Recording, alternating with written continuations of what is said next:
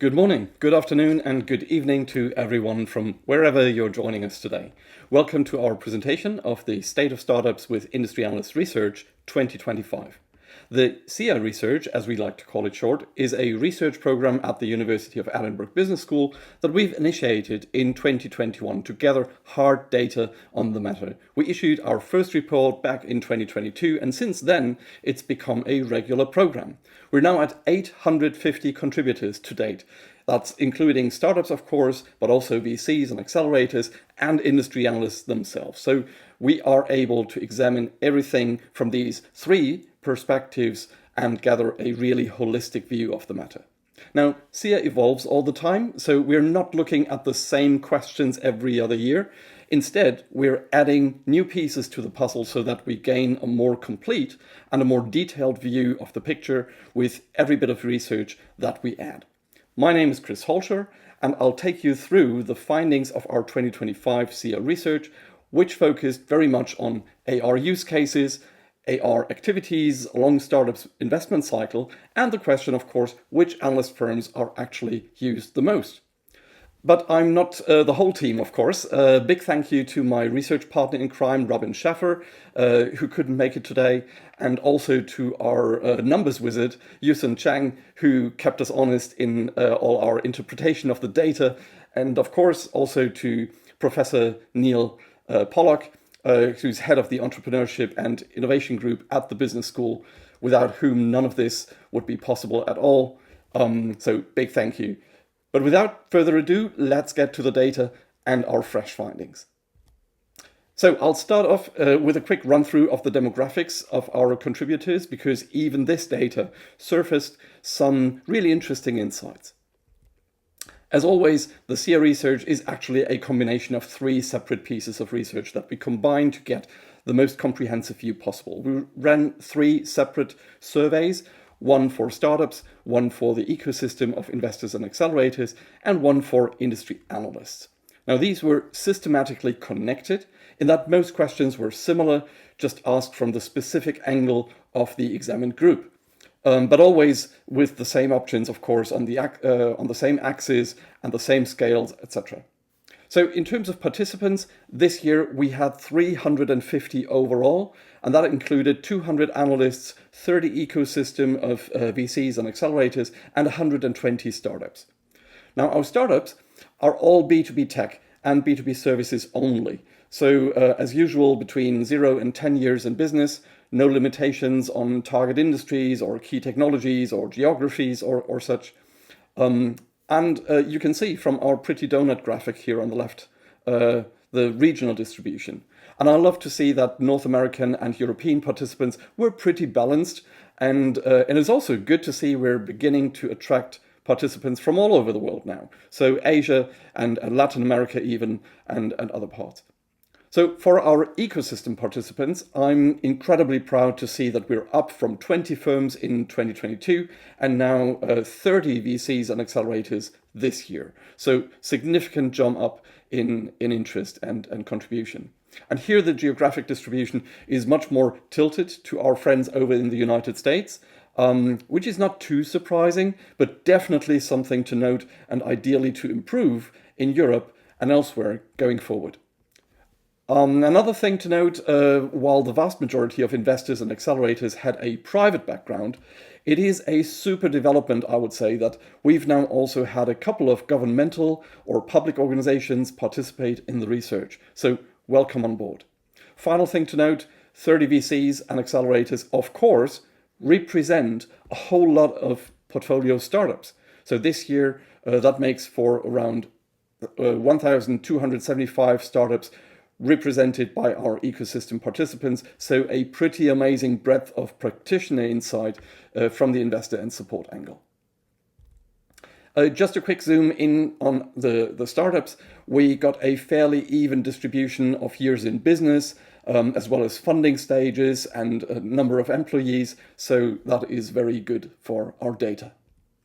Also important that we had a large enough group of participants with no or little personal experience with industry analysts, as shown here. So that means we could compare how depth of experience changes the value perception from little experience to a lot more experience.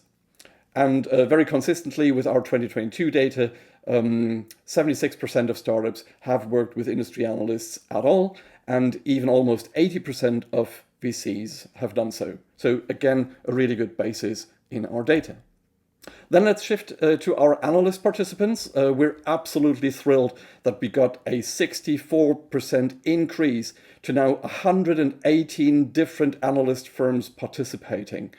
So if you consider that there are around 600 analyst firms in total in the space, that is already a significant participation. So really thrilled to see this. We had all major names involved.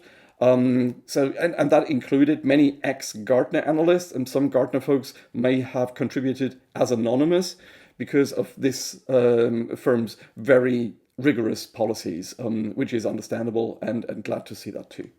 So anyway, others are more open. So we can say that the fine folks over at Informa Omdia took the lead in that 8 individual analysts participated from Omdia. And second place goes to IDC this year with an impressive 7 contributors, and ARC Advisory coming in at third place with 4 analysts feeding into our data set. So thank you so much, everyone, and amazing engagement. That means a lot for our research. Now, to understand our analyst participants, we also asked their research focus and their coverage region, just to be sure. And fully in line with expectations, we got a very balanced field. So analysts mostly deal with both buyer and vendor challenges in equal parts. But there are specialists who zoom in on one or the other side of the table, of course. And the same is true in terms of regional spreads. So most analysts' coverage is global these days, as you would imagine, but around 1/3 of our participants are experts in a specific region. So be it North America, or be it Europe, or be it Asia, etc. So very balanced field in general, but you can find specialists to brief or to inquire with, specialists that may be closest to your target audience. Now, on further looking into our analyst participants, on the left-hand side, you see how many years our analysts have spent in their current research focus industry. And to be honest, we included the 31 plus years option just in case for one or the other old battle horse. But oh boy, were we wrong. So almost a quarter of analysts qualify for this Hall of Fame. So, and before you now say, well, that then means they don't know about anything about modern technology then, take a look at the stats on the right. Because most analysts have worked at startups themselves. I say at startups, not with, but at startups themselves. And 2/3 say that working with startups is important to their job, and 21% even say startups are critical to what they do. Critical. But that's only to warm you up for the following. We asked analysts how often they actually work with startups per week. And again, for half of them, that's 3 to 10 times per week, and 6% even more than 11 startup interactions per week. And I know from my personal experience that this does definitely include the top tier analyst firms. But not only that, 61% of analysts also frequently get inquiries from investors. And we'll dive into what this means more specifically in a bit. For now, just note that the data tells us analysts are typically very experienced and deeply connected with the startup ecosystem.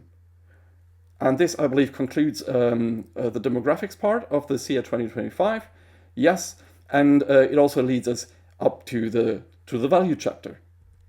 So we began with the absolute basics, and that is to understand how you see industry analysts' impartiality and their trustworthiness, the relevance of their data, and the value of their insights. On the left, we have the overall numbers, always on a scale from 0 to 10. And these are, again, pretty much in line with our 2022 data, so that is reassuring. But on the right side, we did something new this year. So we correlated the answers with the experience of the respondents that we had asked in the baseline demographic part. You remember that. And what we saw here, and you'll see this consistently throughout all the data, is that the value ratings are going up significantly for investors and accelerators that had more exposure to industry analysts. So that's more opportunity for good and bad experiences. But the more experienced our contributors were, the higher they rated analysts on the scale of 0 to 10 in terms of all the different questions. So here we see that investors trust in analysts and their rating of analyst information, relevance, and the value of insights all grow as they gather more personal experience with analysts. Now, we also looked at the same from the startup's perspective, of course. That's the whole idea. And we found the exact same effect again. So we added a no experience bar here as well, because it's the scenario that's most likely in practice with startups. And we see the observation of impartiality and trust goes up from 4.9 ratings to 7.3, or the value of insights even almost doubles from 4.1 to 7.8. Now, the huge delta clearly proves the old saying, you don't know what you don't know. So it's the starkest illustration, maybe, at least that I've seen to date, of the misconceptions that the startup world has about industry analysts' relations, which we anticipated and wanted to know in more detail, of course. So the next, we asked startups about the value they actually got from a range of typical analyst value propositions on the same scale of 0 to 10. And we organized the value propositions into 3 groups. So that's data-based, relatively simple, or insight-based, so that's already a little bit more complex, and then influence-based, surely the most complex value proposition. And the data was super clear. The more demanding the value proposition, the bigger the surprise or the learning, the delta between the value expectation of contributors with little experience and the value rating of contributors with lots of experience in working with industry analysts. So the data-based value propositions like business benchmarks and market data did not vary too much with growing AR experience, though they did go up a bit. But insights-based value propositions about, let's say, buyer priorities or competitive positioning or strengths and weaknesses assessment or industry opportunities, industry trends, threats, and so on, those showed significantly higher practitioner value than expected by those without own AR experience. And lastly, the influence-based value propositions marked the strongest positive delta of actual versus expected value. And quite impressive to see this across the board, but we wanted to dig one level deeper still. And that's going now from the value propositions to startups' actual application of these in their own use cases. And we'll have 2 slides on this. And here's the first one that groups the typical sales and marketing related use cases. Now the same effect again for the simpler use cases such as generating leads and amplifying your PR work. The expectations and the experience are relatively similar, although they do go up a little bit. Then in the mid-range complexity of use cases, we see a substantial positive effect. So use cases like growing brand awareness or increasing investor attractiveness and advancing sales opportunities, there the delta is significantly stronger, ranging around 1.3, 1.4, even going up to 1.8. And we found the strongest positive delta in the use cases of sharpening your ICPs and your messaging and generally improving your competitive strengths, with deltas now going up to 2.2, 2.3. But again, we're not at the top yet, because now we'll look into the use cases with more operational and strategy character. And it's the strategy-related use cases where the value experience of practitioners is much higher than the value expectations of contributors with no AR experience. So the 2 strongest use cases here of all are the second largest being critical thinking with a delta of 2.6, and the top delta was in category creation, where the value experience nearly doubles again against the expectations, going from 4.0 to 7.7, quite an impressive jump. Now, let me say, this is completely in line with our own observations as long-term AR practitioners and advisors. You can PR as much as anyone to promote a new category, but it will only add to the shouting match, basically, and create more noise in the market. But if you get the top analyst firm in your field to change the criteria in the leading product or technology assessment reports, or even get them to launch an entirely new report based on your thought leadership, everybody will recognize and play to these criteria, and you'll likely stand out as one of the innovators. So then your PR can be far more effective. And don't get me wrong, it's not AR against PR. You should set them up as two forces that can form a dream team in tandem. But more about that later. So the next thing we asked was about outcomes. And we asked startups and investors what primary benefits they saw. And investors clearly see speed and reduced risk as the leading benefits of engaging industry analysts in a startup's journey. And we should point out here again that our 30 investors and accelerators represent a total of some 1,270 something startups. So their observations are across a large number of firms, which gives them higher confidence in the benefit observations. Now, investors' responses, the blue bars, unanimously selected increased speed as the top benefit. That's an incredible 100% vote. So each and every one of our ecosystem participants ticked that box, and reduced risk came in second place with over 85%. Now, looking at the startup responses, those are the pink bars, the picture looks wildly different. So the bars are all significantly lower because 34% of startups felt unable to actually attribute or even measure the impact, which is not easy, but it's not rocket science either. So it's just that most startups are simply lacking the know-how. I would say, I wouldn't say capacity, because that's an issue for everything at a startup, but AR know-how is clearly lacking.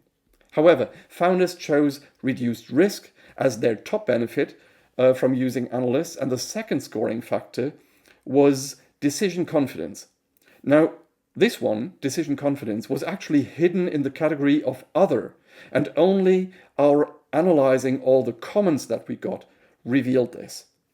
But it's not actually too surprising if you think about it, because we all know how founders have to deal with a million challenges they have no experience with, and if you subscribe to an analyst firm's startup program, tapping into real-time insights about your target persona's thinking and planning and priorities really helps a lot. So decision confidence was identified as the leading factor, or the second leading factor. Of course, we were super curious to see how startups would quantify their benefit observations, but we didn't want to lead them in any way. So we just asked them for their best metrics. We just gave them an open text field and basically hoped for the best. And I'm so grateful that all our participants really took the time to write things down for us. So we compiled a selection of examples for you. Some were short and crisp, and others were really specific. So in the speed category, the responses were something around 40, 50, 80% faster decision making, or that it generally helped to accelerate into new geographies or new markets. And a really specific comment there was, we estimate at least 6 months saved on questions concerning adjacent technologies or target segments and roadmap priorities for a team of 4 people. So that is quite specific and quite across the board as well. So that seems to be someone with real experience in the matter. Now you see the others there. You can pause the recording and read them all up. Now, for reduced risk, again, a typical response was something either 50 or 60% in that range. Someone said 100% eliminated the risk of following client demands into a market of one, which I think is a very valid observation. Again, not necessarily an actual measurement, but their best estimation of what it got them. They also said there was an investor who loved that we were able to back our strategy with analyst data and specific inquiry insights. So the reduced risk seems to have helped there with finding better investors or engaging them.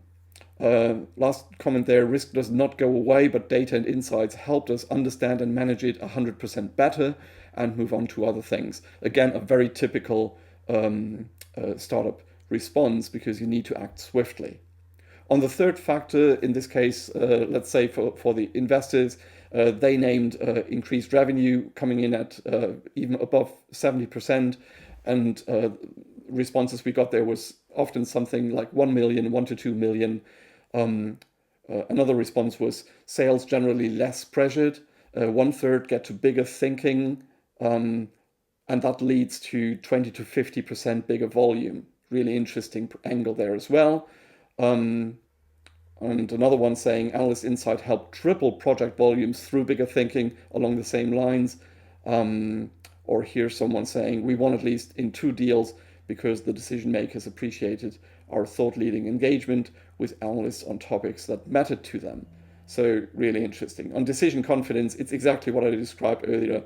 Clarity on strategy, increased market understanding, or again, the word clarity, clarity on messaging through insights, through insights on market and customer trends. So really interesting and greatly thankful for you all taking your time to write these down for us. Now, last in the value chapter, we wanted to know where startups got mentioned by industry analysts, and this means only earned coverage, so no commissioned research or such.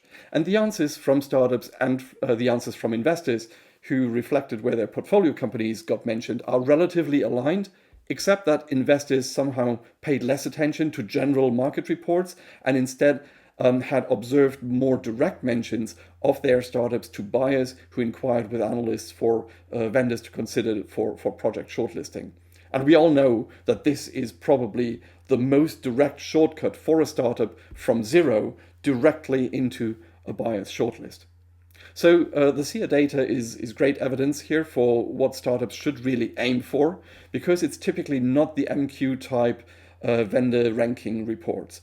And instead, it's really the emerging vendor reports, such as IDC's Innovator Report or Gartner's Cool Vendor Report or HFS Hot Vendor Report, and so on. There are a couple. Another type is innovation reports, such as a Forrester New Tech or a Gartner Hype Cycle and these kinds. And then certainly the market reports too. And of course, we wanted to know which analyst firms had in fact mentioned our contributors or their portfolio firms the most. And here IDC came out on top of all firms, and that is although with a narrow margin ahead of Gartner.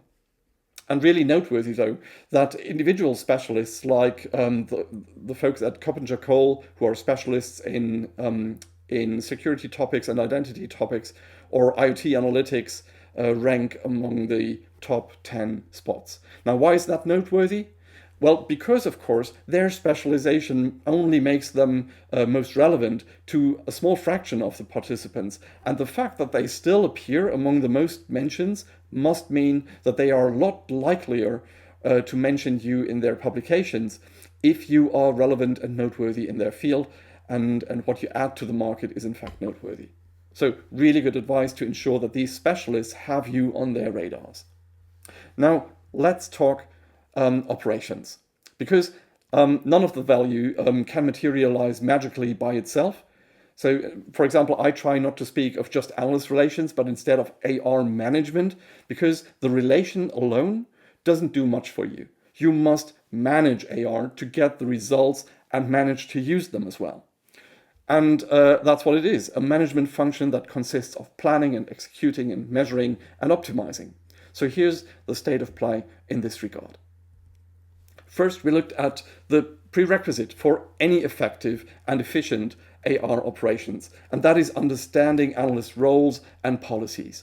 Again, on the left, you see the overall numbers among startups, and on the right, you see the same data split up between little and greater experience in analyst relations. And we get the same familiar picture again. The understanding doubles once startups gain practical experience with analysts for both questions here. Now switching to the ecosystem view again, and what a delta we have here as well. Understanding the analyst role doubles with experience, and understanding of the policies just about doubles too. Now we'll have to examine this deeper to find out if the latter number really means we developed expertise, or if it just means, well, now we know how much we don't know. But that's for another day, I guess. So we also asked our investors and accelerators how they generally connect with industry analysts. So whether they just follow relevant analysts or attend events for deeper information, or if they even invest in analyst subscriptions that give them access to all the market data, all the innovation research and inquiry rights and so on. And unsurprisingly, the less commercial commitment means higher numbers. That's fully expected. But still, 16% of our respondents said that they had their own analyst subscriptions, allowing them to use these deep insights. And I think I don't reveal too much by saying that two of these were the two participants from the public sector that I mentioned earlier, including the one organization with a 300 plus portfolio of startups, and then 4 from the upper tier private organizations serving 30 to 300 startups. Very expected and makes total sense. Now we went on to ask how specifically VCs and accelerators use analysts to support their business model, which you see on the right, and is always split by little and more experience. Unsurprisingly, by far most investors use analysts simply for market data. That's the easiest. But still a majority of experienced investors use analysts to identify and assess startups. So that's really an interesting finding, which startups should know. Majority of investors using analysts to identify and assess startups. Then 43% invest in direct inquiries, and also 43% use analysts as experts in their due diligence. And that's nicely in line with the 61% of analysts who told us they frequently work with investors in these ways. So very consistent data here again from both sides. So even if we take the low experience data points, investors use analysts a lot more than is generally assumed. And that makes total sense again, because investors are money people and network people, and they know if they, if they were making their investments decisions based on other firms' investment trends, they'd be too late. So if they want to be early movers and de-risk their own decisions, just like startups, they need to use forward insight based on buyer's inquiries with analysts. It's the only way. So that's investors' use of AR for their own business model. And now we'll look at how they use it to support the startups they invest in. And the base finding is that a majority of 62% support startups' analyst activities. That's good to know as a startup. You may want to make this a criterion when you don't just look for money, but actually for a supportive partner when you look for a VC or an investor in general. And of course, we wanted to understand this deeper, and we asked specifically how that looks like in practice. And almost 30% of our ecosystem contributors said they do this by advising their portfolio companies on analyst relations, and 17% even run AR for their startups, but a majority of 54% recommend AR specialists that their startups should work with. Now, interestingly, that 30% data point here, advising startups on AR activities, is 10 points higher than the percentage of ecosystem participants who said that they had actually worked with industry analysts themselves. So maybe that's a hint for a follow-up question that startups can ask when they are qualifying VCs to work with. But I want to draw your attention to something else actually on this slide. The red and the green bar in the middle. And that's great because most investors and accelerators support startup AR, but they don't always do it as effectively as they could. Because our previous SSIA research in 2022 has shown a massive difference in effectiveness, and that's rated by the industry analyst side themselves, depending on who managed AR for a startup. On our scale, from 0 to 100, VC-led analyst relations was rated net negative 11, whereas specialist-led startup AR rated net positive 44. So that's a staggering 55 points difference for net effectiveness. And again, that's on a 100-point scale. That's massive. So if you're a VC or accelerator firm listening in today, if you take away anything from this session, this should be it. Don't DIY this. Make sure you have specialists on your platform. Okay, and now we've asked our participants the all-important when question. And I should warn you, the next slide is quite dense, but bear with me.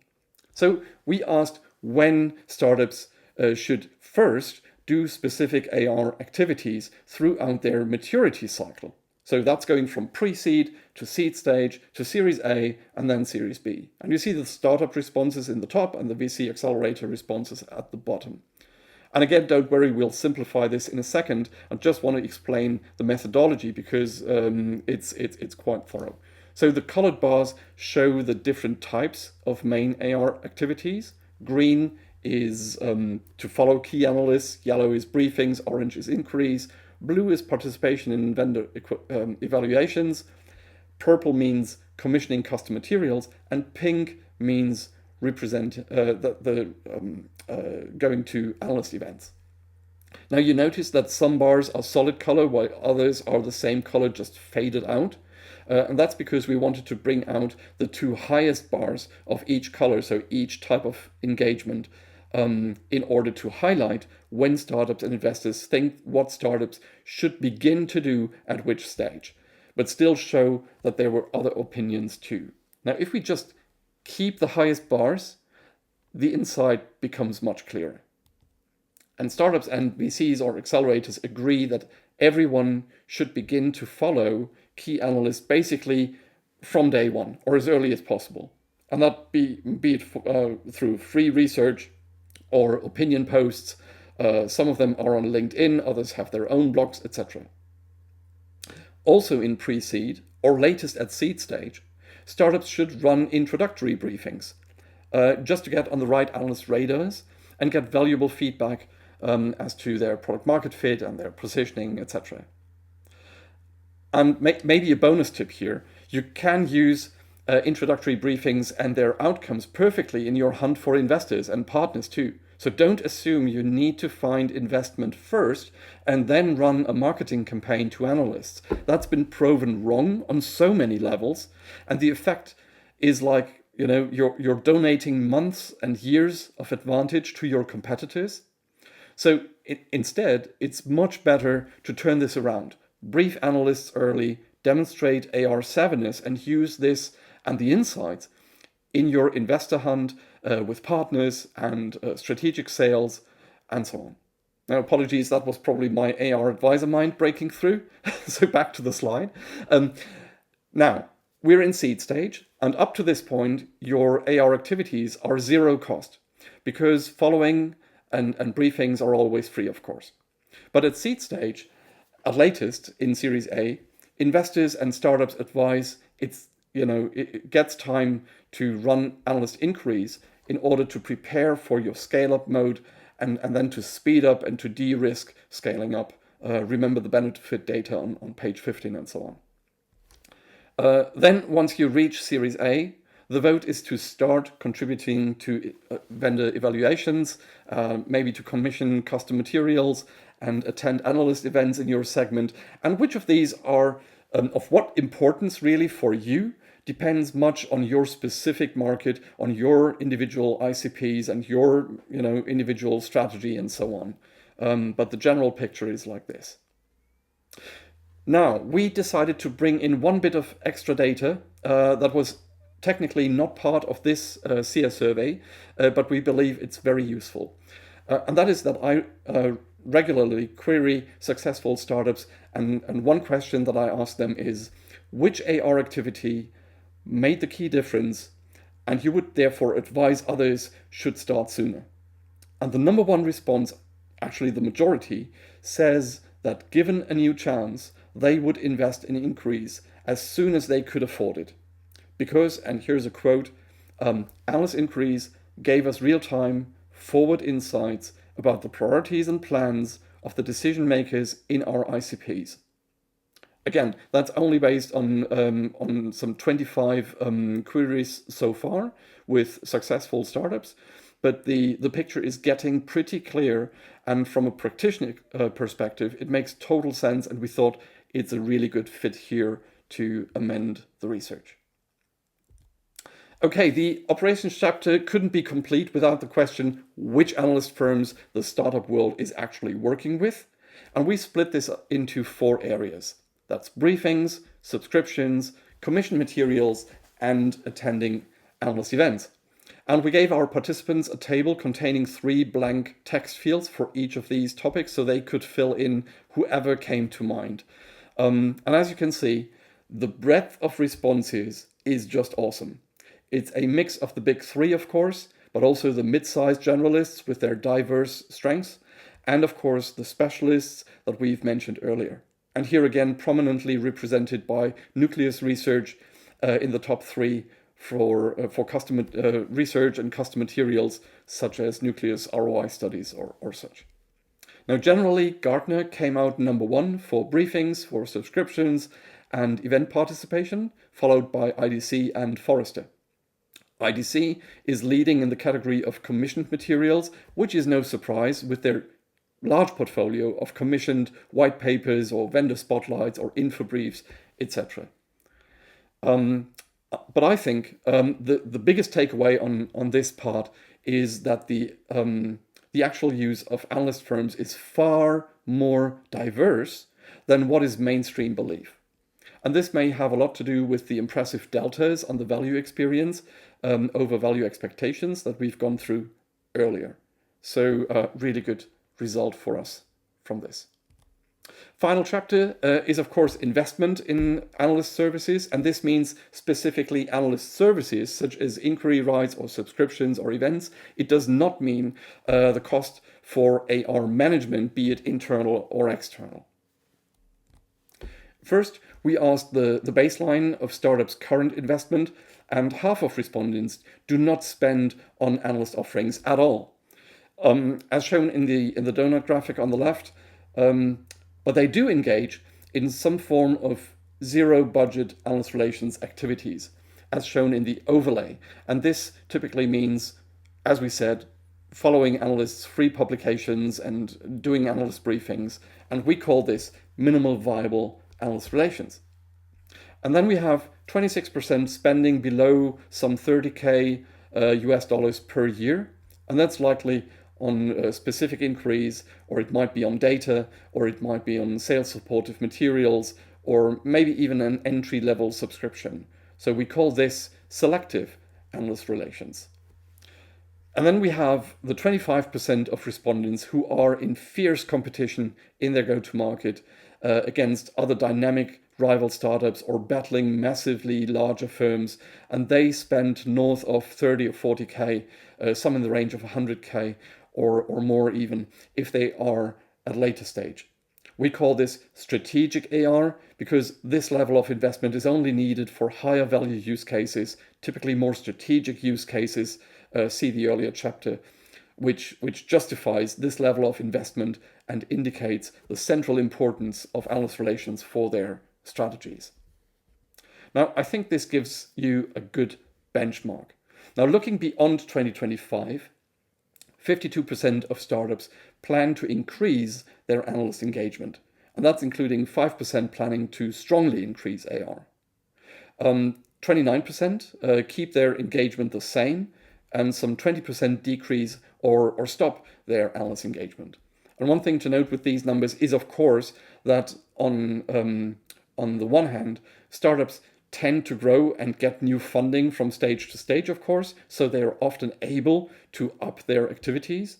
But on the other hand, we also know that it's a brutal game, and budgets may get tight ahead of the next needed funding round. So for some startups, flexibility is key in analyst relations, especially in contracts.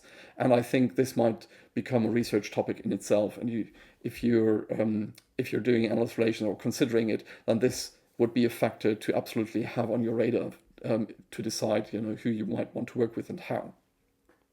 Now, lastly, we asked our investors how they'd like to see their startups move forward. And a strong majority of 2/3 want to see increased AR activities, with 19% among these even recommending strongly increased engagement. Now 10% are fine with the current levels and only 5% recommend to decrease AR. Also, 19% said that they don't quite know and want to understand more about the topic, which is very honest, I think. And we certainly hope that the SSIA research can be of some help here. Now, our final research aspect was therefore about investors and accelerators' plans for their own AR activities and startup support. And that's very similar to startups' future plans. A slight majority of the ecosystem group also want to increase their AR activities. 5% of them even strongly increase it. 32% are fine with current levels, and not even a single response wanted to dial it down. But here as well, 16% don't know yet, and hopefully we'll find some answers in our research. Now, the last bit of data for today, we went one step further, of course, and asked how specifically they intend to improve their support for startups in AR. And you see all the data points on the right, but I want to highlight a hidden gem here. And that is the small purple bar that says 16% want to improve their AR support through dedicated funding of AR initiatives. And this is really remarkable because this dedicated funding is very unusual for these firms, extremely unusual. So this might be offering platform services, or it might be budgeted co-marketing spend, or less likely, but also a possibility, it might be direct subsidiaries in form of an earmarked part of their fund to co-pay for AR services. And we'll have to look deeper into this, but in any case, it is remarkable that 16% of respondents suggest this as how they could improve their own support for their startups, their cohorts. Now, then let's look at our summary. Here's a quick summary slide, which we're not going through now, but you can certainly pause and the recorded video and use this if you like. So what's ahead for the SSIA team? First of all, we're not done with analyzing the data at all. We're still discovering additional insights in our correlation analysis, and we'll share these over the coming weeks and months. Plus, there are many areas we still want to examine deeper in new research going forward. So, for example, I've recently collected 650 startups who scored nominations as Gartner Cool Vendors or IDC Innovators since 2020. And I'm conducting in-depth analysis now across 30 countries and 50 categories, including AI-related or security or ESG categories and so on. So really high-value insights there, which will help us going forward. So stay tuned, connect on LinkedIn and follow along. And please do tell us if you find our work useful and what we should improve and what you'd like to learn more about in future.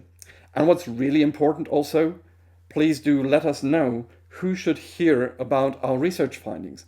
We are really keen to connect with people throughout the ecosystem and unhide this often unseen part of the playing field. And as our thank you, you can scan the QR of either Robin Scheffer in the US or my QR. I'm based in Germany, Europe, and ask us anything about analyst relations on a 20-minute call, and we're more than happy to be as helpful as we can. And with that, I'd say thank you so much for participating in the research and for joining us today, and I look forward to your feedback or maybe talk personally. Thank you.